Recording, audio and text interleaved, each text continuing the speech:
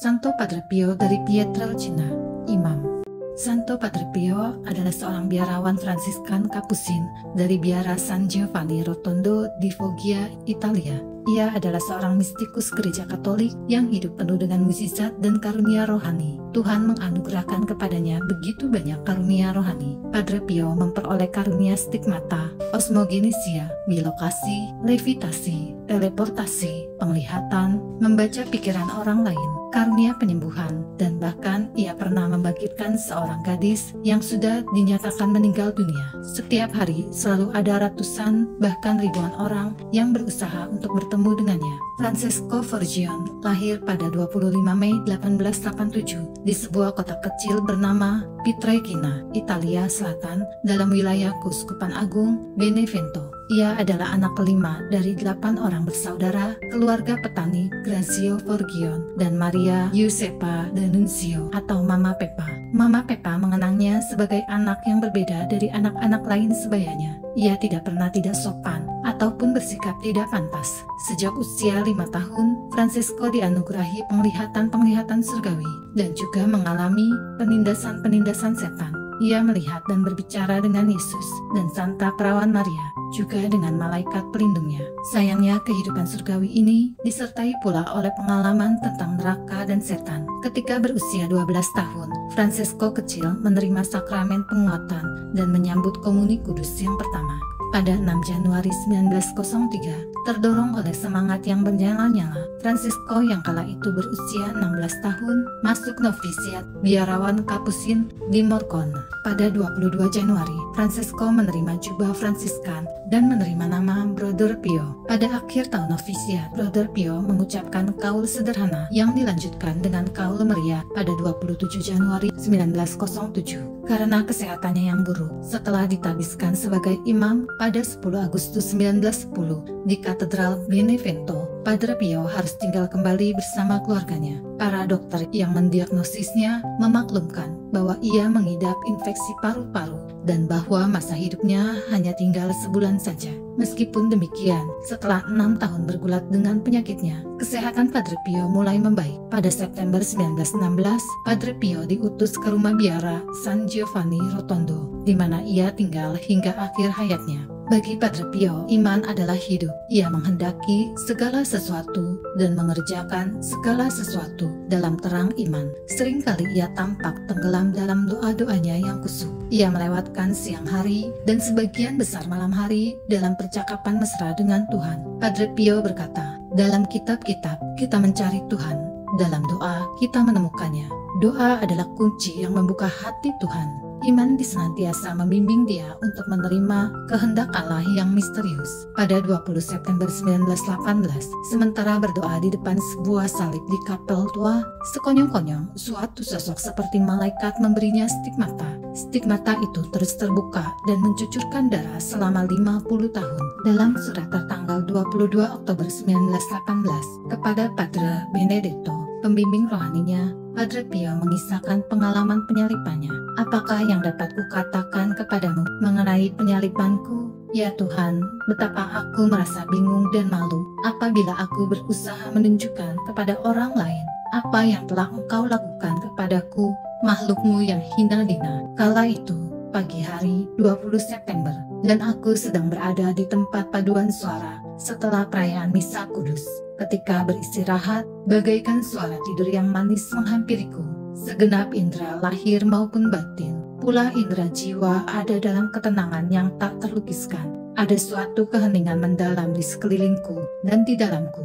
Suatu perasaan damai menguasaiku, dan lalu semuanya terjadi dalam sekejap, bahwa aku merasa bebas sepenuhnya dari segala keterikatan. Ketika semua ini terjadi, aku melihat di hadapanku suatu penampakan yang misterius, serupa dengan yang aku lihat pada 5 Agustus. Yang berbeda hanyalah kedua tangan, kaki, dan lambungnya mencucurkan darah. Penglihatan akan dia mengejutkanku. Apa yang kurasakan pada saat itu sungguh tak terkatakan. Aku pikir aku akan mati, dan pastilah aku mati jika Tuhan tidak campur tangan dan memperkuat hatiku yang nyaris meloncat dari dadaku.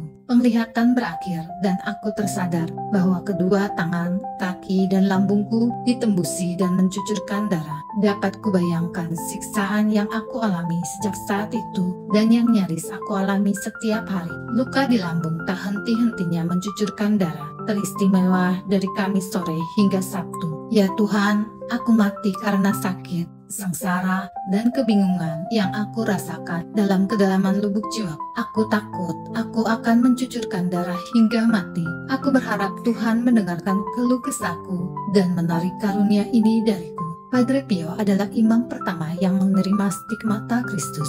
Para superiornya berusaha merahasiakan kejadian itu. Meskipun demikian, berita segera menyebar dan ribuan orang berduyun-duyun datang ke biara yang terpencil itu.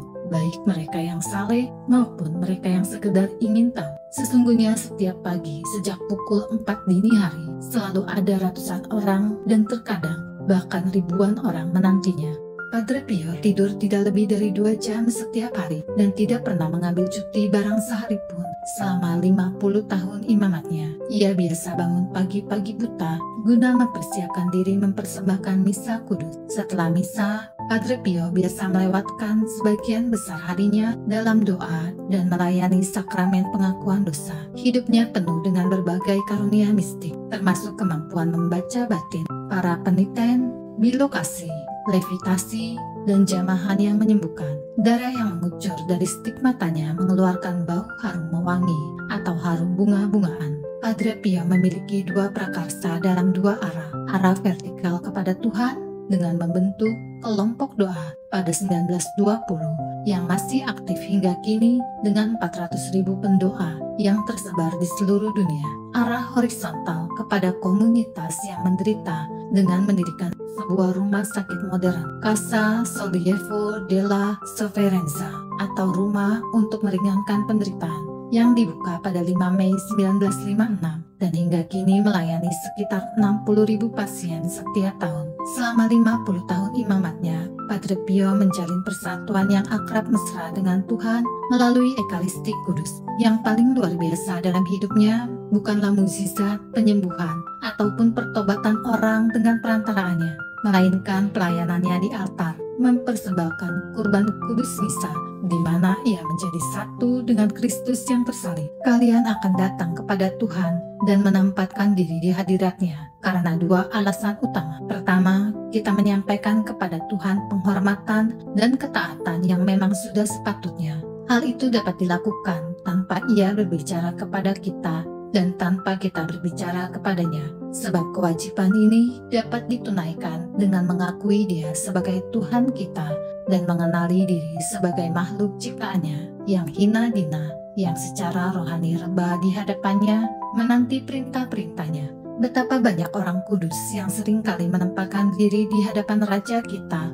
tanpa berbicara kepadanya ataupun mendengarkannya, melainkan hanya sekedar dilihat olehnya agar dengan ketekunan mereka ini mereka boleh dianggap sebagai hamba-hambanya yang setia. Perilaku ini menghaturkan diri di hadapan Tuhan semata-mata guna memberikan diri secara sukarela sebagai hamba-hambanya adalah yang paling kudus, paling unggul, paling murni, dan juga paling sempurna. Alasan kedua, menghaturkan diri di hadirat Allah sementara berdoa adalah untuk berbicara kepada Dia dan mendengarkan suaranya lewat inspirasi dan pencerahan batin.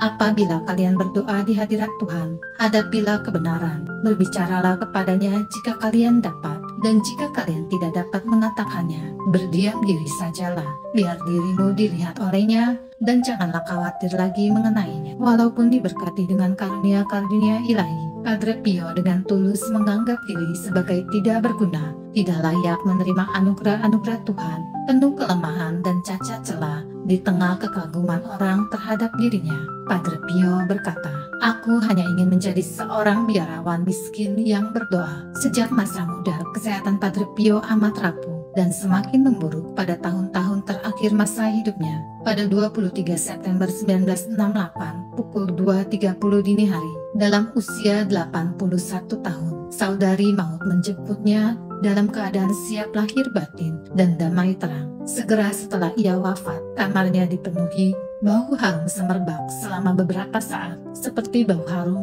yang memancar dari luka-lukanya selama 50 tahun ia menderita. Stigmata tidak lagi tampak, tidak terlihat sama sekali darah ataupun tanda-tanda bekas luka. Pada 20 Februari 1971, sebelum genap 3 tahun setelah Padre Pio wafat, Paus ke-6 berbicara mengenainya kepada para superior Ordo Capucin. Lihat betapa masyhurnya dia, betapa seluruh dunia berkumpul sekelilingnya. Tetapi mengapa? Apakah mungkin karena ia seorang filsuf, karena ia bijak, karena ia cakap dalam pelayanan, karena ia mempersembahkan misa dengan rendah hati, mendengarkan pengakuan dosa dari fajar hingga gelap, dan tidak mudah mengatakan, ia adalah dia yang menyandang luka-luka Tuhan kita. Ia adalah manusia yang berdoa dan yang menderita. Padre Pio dinyatakan sebagai venerabilis pada 18 September 1997 oleh Paus Yohanes Paulus II. Pada 2 Mei 1999 dibeatifikasi dan akhirnya ia dikanonisasi pada 16 Juni 2002 di Roma oleh Paus yang sama. Gereja memaklumkan bahwa pesta liturgi Santo Padre Pio dari Pietrelcina dinyatakan pada 23 September.